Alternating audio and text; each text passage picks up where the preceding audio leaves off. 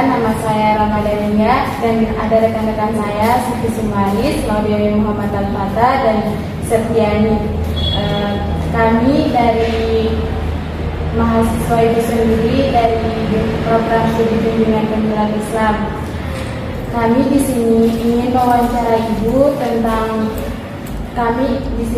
mewawancara Ibu untuk memenuhi salah satu tugas kami, yaitu tentang mewawancara seseorang tokoh pendidikan atau yang menginspirasi kami. Jadi, apakah Ibu berkenan untuk diwawancarai dan divideokan? Boleh. Apakah Ibu bisa memperkenalkan diri terlebih dahulu? Oke, baik ya. Jadi nama Ibu Dr. Himatul Zuhra MCMPHI, Ibu biasa dikenal dengan Ibu Hikmah. Saat ini Ibu sedang menjabat sebagai Ketua Program Studi Bimbingan Penyuluhan Islam. Tapi Ibu dosen hadis ya di Fakultas Usuluddin Adab dan Dakwah Yayan Kendari, program studi ilmu Al-Quran dan Tafsir. Jadi di Fakultas Usuluddin itu semua belajar hadis. Kemudian dengan pendidikan Ibu S1 di Universitas Al-Azhar, Lebanat di Kairo, kemudian S2 melanjutkan di UIN Alauddin Makassar, jurusan hadis, kemudian S3 melanjutkan juga di UIN Alauddin Makassar, jurusan hadis juga. Kalau boleh tahu, mengapa Ibu memilih untuk mengambil jurusan ilmu hadis?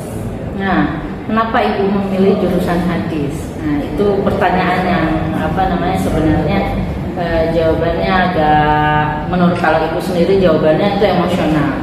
Karena yang pertama, Ibu sebenarnya dulu awalnya ketika kuliah S1 itu ketika tahun ketiga itu kita memilih jurusan, diperkenankan memilih jurusan antara jurusan yang ada di waktu itu di Fakultas Dirasa Islamiyah ada 3 jurusan Usuluddin ya. Usuluddin itu terbagi menjadi 3 jurusan, ada jurusan tafsir, kemudian ada jurusan hadis, dan ada jurusan filsafat. Nah, pada waktu itu Ibu awalnya memilih jurusan tafsir ya. 1 minggu tapi memang antara Ibu sangat suka belajar tafsir dan belajar hadis ya.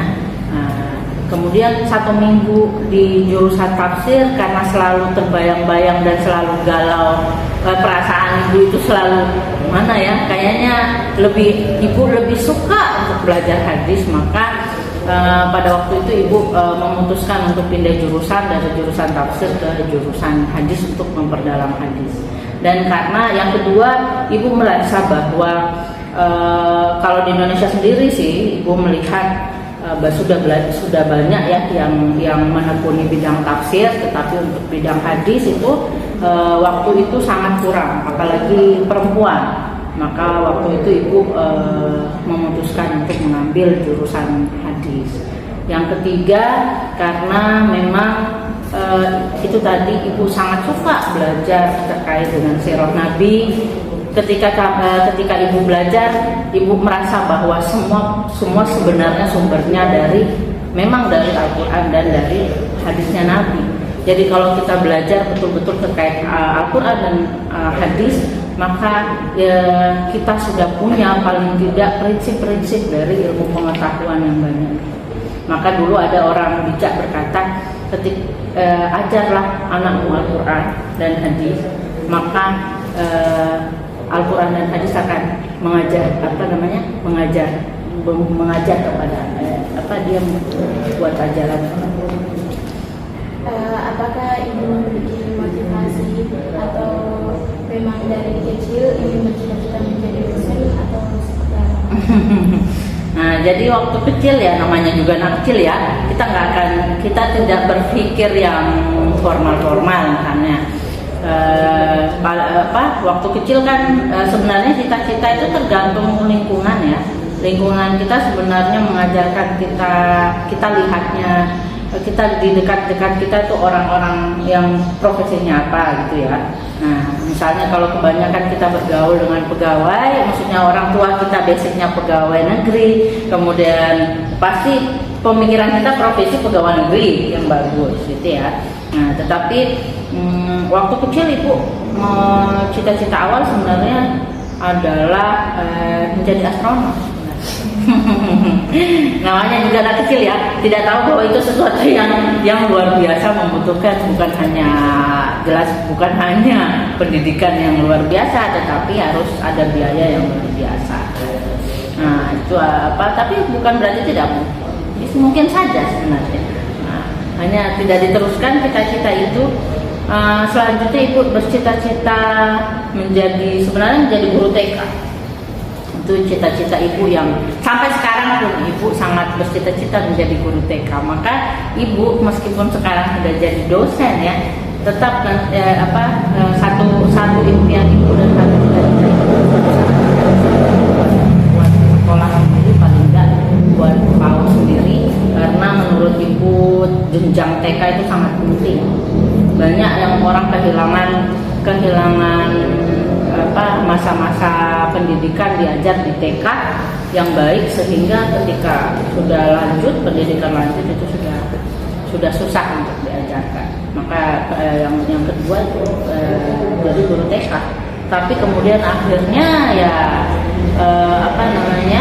bukan hanya takdir Allah, tapi kemudian kita juga berusaha ya, arahnya ternyata akhirnya kita menjadi dosen.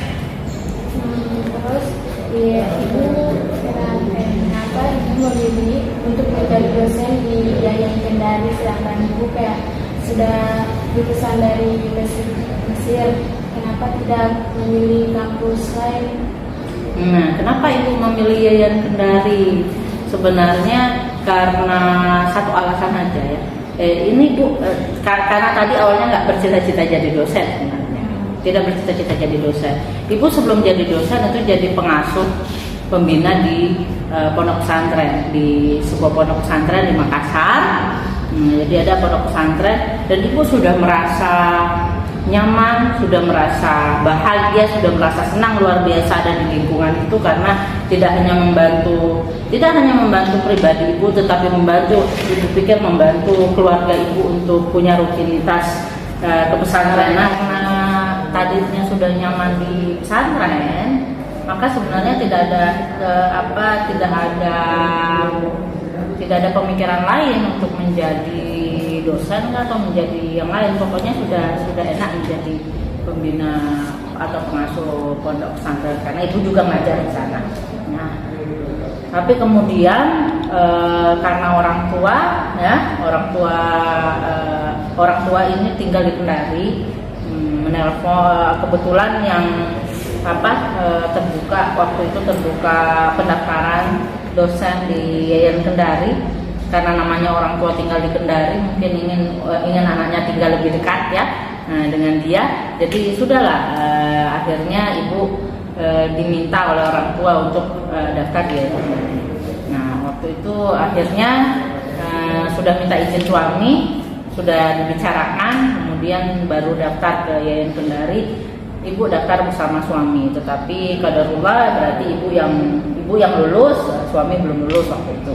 Nah akhirnya kita pindahlah semua ke Kendari. Itu tadi niat awalnya adalah hanya bukan karena ingin jadi dosennya, tetapi karena ingin dekat dengan orang tua. Jadi sudah berapa lama ibu menjadi dosen di Yayan Kendari? Di Yayan Kendari ibu masuk tahun 2018. Hanya sebenarnya ibu sudah ngajar di Yayan Kendari jauh dari itu. Tahun 2009, 2010 ibu sudah ngajar. Jadi pulang dari S1 ibu sudah ngajar, tapi menjadi dosen LB di Yayan, di IIKI di sini ya, di Institut Ilmu Al-Quran. Tapi cuma jadi dosen LB. Masih pulang balik Kendari Makassar, Nanti tahun 2018 baru menjadi dosen tetap Yayan Kendari. Apa kesan yang ibu rasakan saat pertama kali ibu menjadi dosen? Kesannya Yang pertama, ibu karena memang sebenarnya memang suka ngajar. Jadi biar meskipun nggak jadi dosen, karena ibu suka ngajar, jadi ya tetap, maksudnya perasaan senang mengajar itu pasti dirasakan. Jadi ibu senang berbagi kepada semuanya, ya. Apa yang ibu tahu sebenarnya ingin ibu beritahukan juga kepada yang ibu ajari, apakah itu misalnya anak siswa atau jadi sekarang sudah jadi mahasiswa, gitu ya. Jadi senang lah mengajar. Oke. Bagaimana pendapat ibu mengenai jurusan bimbingan penyuluhan Islam yang berkembang pada saat ini dan pentingnya di dunia kerja? Oke, jadi jurusan bimbingan penyuluhan Islam itu kalau ibu lihat memang pada awalnya kita di jurusan bimbingan penyuluhan Islam itu agak kehilangan arah, ya, karena banyak yang masuk di jurusan bimbingan penyuluhan Islam itu adalah sebenarnya ingin menjadi guru BK, ya. Tetapi prodi kita adalah bimbingan penyuluhan Islam. Banyak orang yang tidak mengenal profesi penyuluh, meskipun penyuluh itu sebenarnya sudah turun di lapangan dan berbaur di masyarakat. Mereka lihat tiap hari, mereka lihat kegiatannya tiap ini, ya. Tapi mereka kurang tahu mengenai profesi penyuluh. Maka waktu itu maka BPI juga sebagai sebuah prodi itu kurang dikenal oleh calon mahasiswa. Tapi kesini tahun ke tahun prodi BPI itu berbenah diri, mulai dari sering mensosialisasikan apa yang menjadi tujuan atau profil lulusan program studi bimbingan penyuluhan Islam. Jadi bukan hanya jadi guru BK, tetapi profil utamanya adalah untuk menjadi penyuluh yang memang turun dan berkecimpung di masyarakat secara langsung. Kalau prospeknya ke depan, ibu rasa itu lulusan program studi BPI itu sangat-sangat dibutuhkan masyarakat. Kenapa? Karena itu tadi, di masyarakat itu tidak pernah lepas dari penyuluh. Dan yang kedua, bidang kepenyuluhan itu banyak sekali. Hampir-hampir semua bidang ini harus ada penyuluh di sana. Apalagi baru-baru di tahun 2022 ini spesialisasi penyuluh dari 8 spesialisasi non PNS, ya, ditambah menjadi 12 spesialisasi. Jadi itu ibu rasa membutuhkan orang dan lulusan yang lebih banyak dari itu, ya. Jadi prospek untuk lulusan BPI itu sangat luar biasa. Maka kalian mahasiswa sekarang tugasnya adalah mempersiapkan diri, mampukah tidak untuk memenuhi harapan di luar sana. Pertanyaan terakhir, apa suka dan duka yang ibu alami selama menjadi dosen di kampus ini, serta harapan kedepannya terhadap mahasiswa? Apa nih? Ini tadi bisa diulang? Apa suka dan duka? Suka duka, ya, suka duka selama menjadi dosen. Yang pertama sukanya itu karena ibu memang suka ngajar. Ibu tuh ibu suka mengajar. Itu suka. Kalau dukanya memang karena ibu adalah ibu rumah tangga. Nah, jadi sebelum menjadi dosen ibu rumah tangga, ya, aslinya, ya. Ibu punya keluarga dan punya anak, ya. Jadi dukanya adalah bagaimana bisa kita membagi waktu antara keluarga dan dan kerjaan, ya. Kerja. Jadi tidak boleh, karena kita tidak boleh meninggalkan salah satunya. Keduanya adalah kewajiban. Keduanya kewajiban. Jadi tidak bisa kita tinggalkan salah satunya. Bagaimana mengkompromikan antara jadi ibu rumah tangga tetap bisa berhubungan baik, tetap bisa mendidik anak-anak dengan baik, kemudian dengan tuntutan kerjaan yang luar biasa juga nih.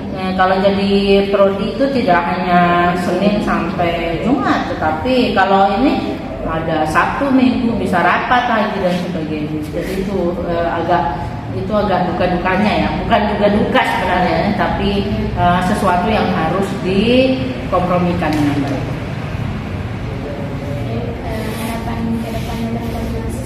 Kalau harapan terhadap mahasiswa ya, yang pertama Ibu sangat berharap bahwa seluruh mahasiswa itu memanfaatkan waktunya sebaik-baiknya selama dia menjadi mahasiswa. Mahasiswa itu adalah seorang pembelajar, ya. Jadi selama dia jadi mahasiswa, pokoknya pelajari apa yang bisa kamu pelajari. Kamu kan statusmu mahasiswa ya, itu status utamanya. Jadi sekarang waktunya kamu belajar apa yang bisa kamu pelajari, bukan saatnya diam, bukan saatnya nongkrong ya, tetapi belajar apa yang bisa kamu pelajari. Jangan cuma cukup belajar di kelas, carilah wadah-wadah atau cari komunitas, cari teman-teman yang bisa berbagi pelajaran denganmu. Di luar sana banyak sekali. Jadi jangan merasa cukup belajar di kampus. Kamu belum belajar, bahkan belum setengah belajar itu kalau di kampus. Belajarlah di luar sana, belajar bermuamalah, belajar berbagi sama orang lain ya.